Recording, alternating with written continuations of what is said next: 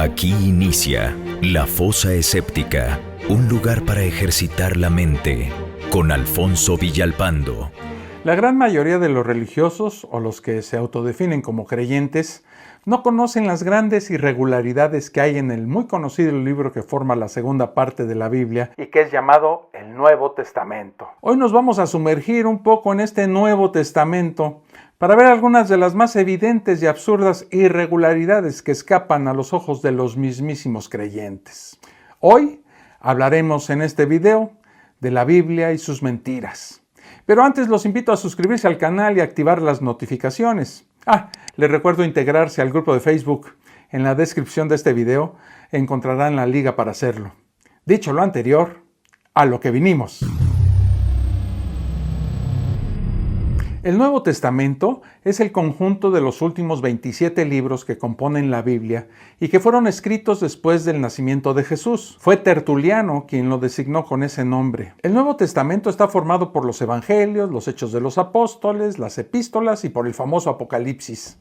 Fue escrito casi todo en griego, pero un griego antiguo, al que se le denomina Kiné, y es muy distinto al que se habla hoy en día entre los griegos. Básicamente, son solo cartas y documentos escritos para animar y fortalecer a la iglesia cristiana primitiva.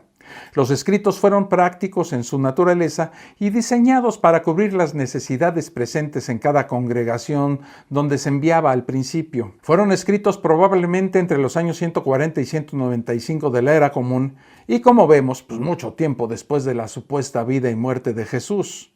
En el siglo II había la idea de que únicamente el Evangelio de Lucas y las 10 epístolas de Pablo tenían un origen divino. Y así como el montanismo, que pretendía introducir como libros santos los escritos de Montano. ¿Sabía usted que no fue sino hasta el Sínodo de Roma en el año 382, bajo el pontificado del Papa San Dámaso I, que la Iglesia Católica instituyó el canon bíblico con la lista del Nuevo Testamento de San Anastasio y los libros del Antiguo Testamento de la versión de los 70 y posteriormente los concilios regionales, tercero de Hipona del año 393, tercero de Cartago del año 397 y cuarto concilio de Cartago del 419, en los cuales participó San Agustín, que sancionaron definitivamente dicho canon?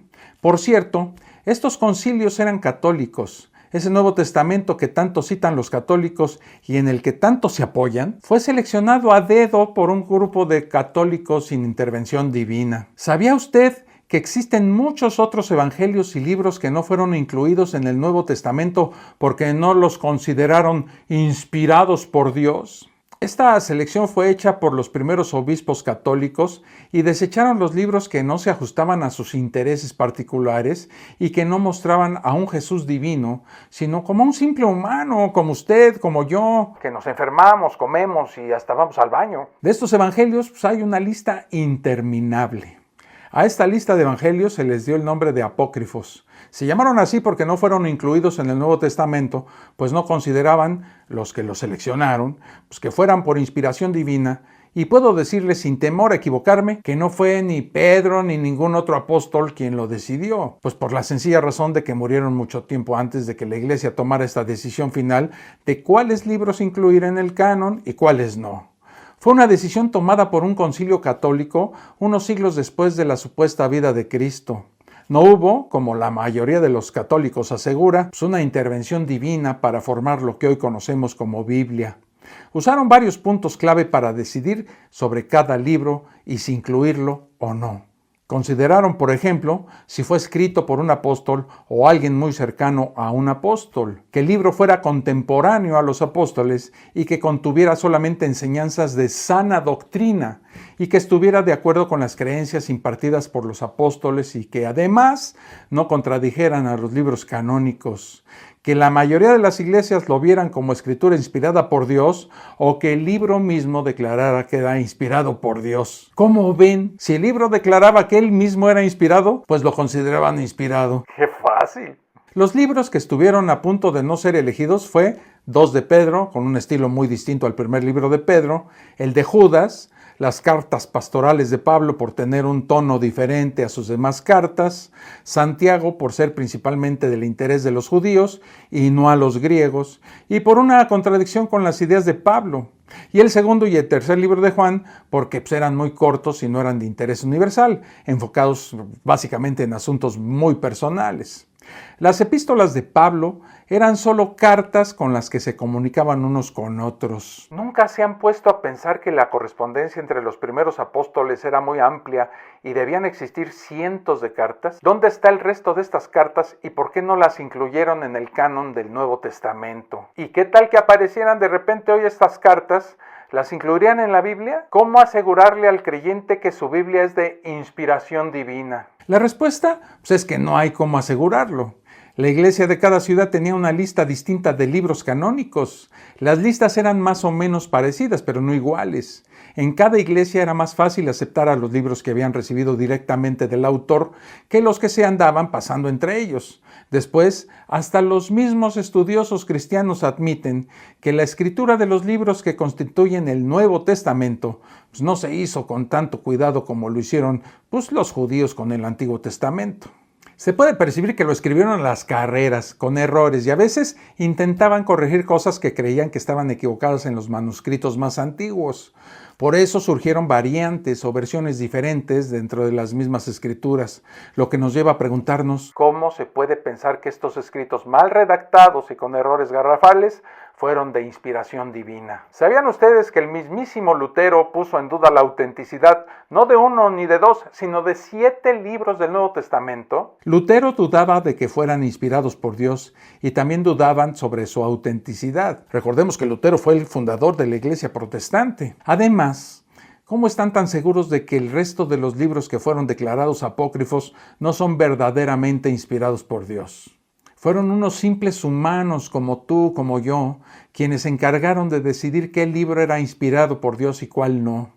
¿Sabrán nuestros amigos religiosos que ellos pertenecen a esa religión solamente porque el emperador Constantino I el Grande, que fue sacerdote superior de la religión mitraica y que estaba interesado solamente en crear unidad en el Imperio Romano para facilitar el gobierno, y para hacer esto se involucró en la disputa entre grupos cristianos sobre el arrianismo invocando al primer concilio de Nicea? Este concilio produjo el credo niceno. De esta manera nació el cristianismo. Constantino combinó muy hábilmente, por cierto, algunas diferencias entre el cristianismo ortodoxo y su principal competidor, la religión oficial del Sol Invictus. Un ejemplo claro de esto es el cambio que se hizo en la celebración del nacimiento de Jesús al 25 de diciembre. Esto debido a que esta era la fecha de celebración del nacimiento de Mitra y de Baco, dioses romanos, así como la fecha de los festivales del solsticio de invierno, como la Saturnalia.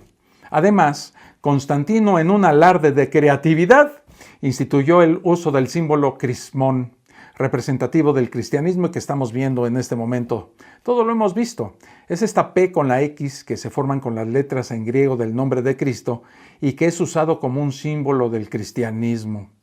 La leyenda popular dice que Constantino era cristiano. Sin embargo, nunca renunció a su puesto como máximo sacerdote mitraico y su única conversión conocida fue moribundo en su cama, como sospechosamente se filtró como un rumor por la alta jerarquía cristiana. Sin embargo, esto es imposible de verificar. Espero que entiendan, sobre todo mis amigos cristianos, lo que estoy tratando de proponer.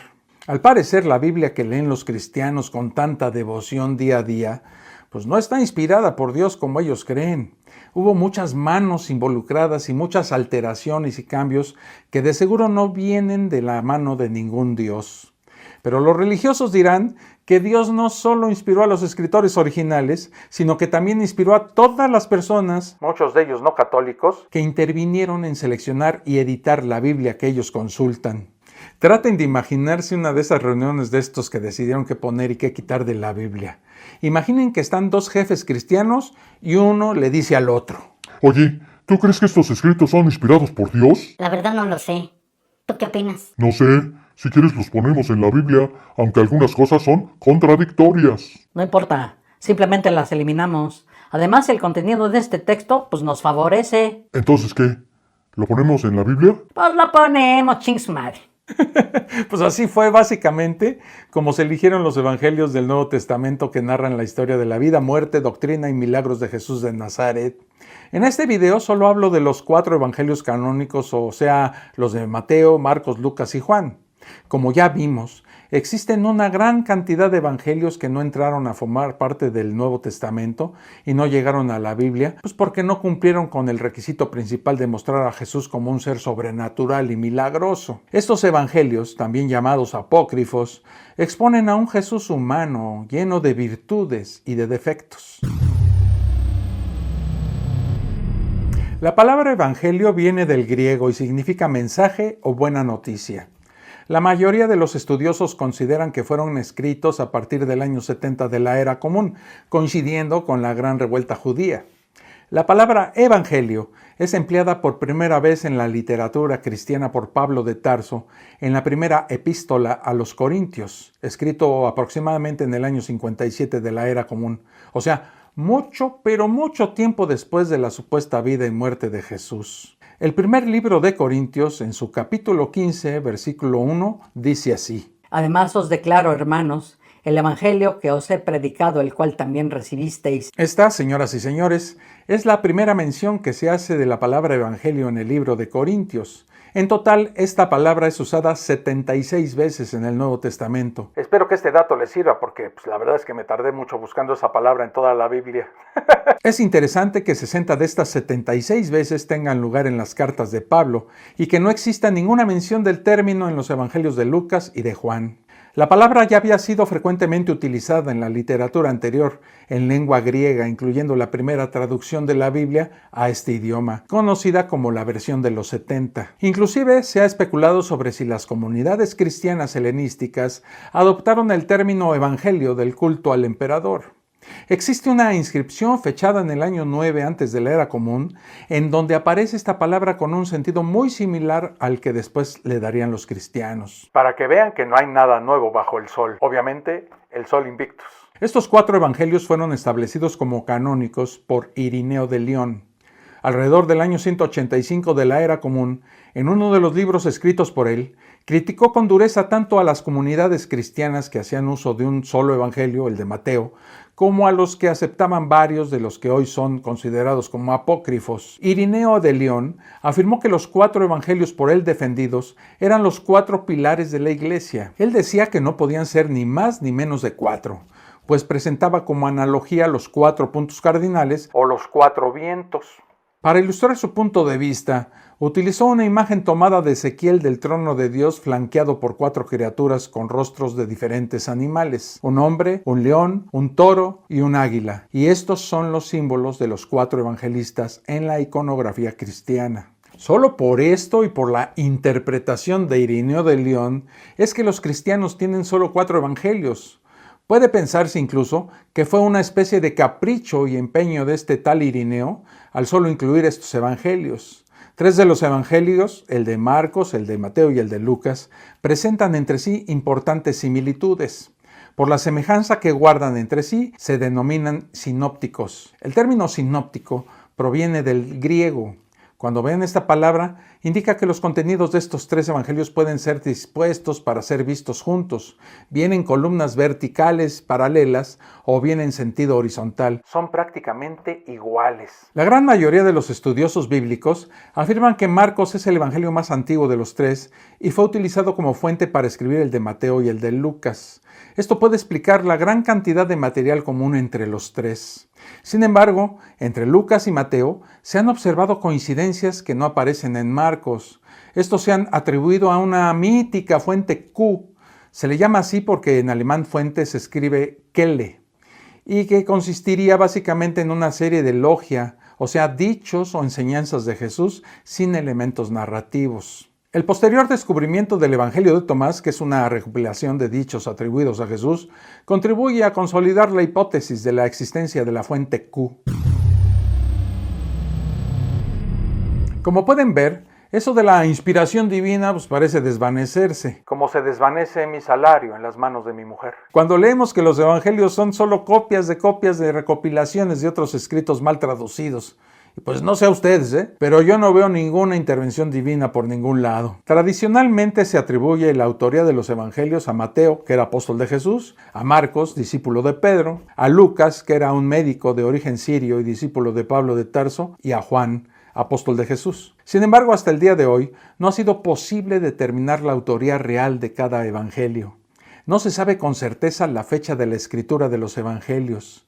Algunos expertos en el tema consideran que las fechas más aceptadas son que Marcos escribió entre el año 68 y el 73 de la era común, Mateo entre el 70 y el 100, Lucas entre el 80 y el 100 y Juan entre el 90 y el 110. O sea, mucho tiempo después de la supuesta vida de Jesús. Estas fechas están basadas en el análisis de los textos y su relación con otras fuentes. Sin embargo, podemos darnos cuenta de que las fechas podrían ser mucho más recientes a estas. Estamos viendo en este momento una imagen del conocido como papiro P52, que contiene parte del Evangelio de Juan y según los estudiosos es de la primera mitad del siglo II.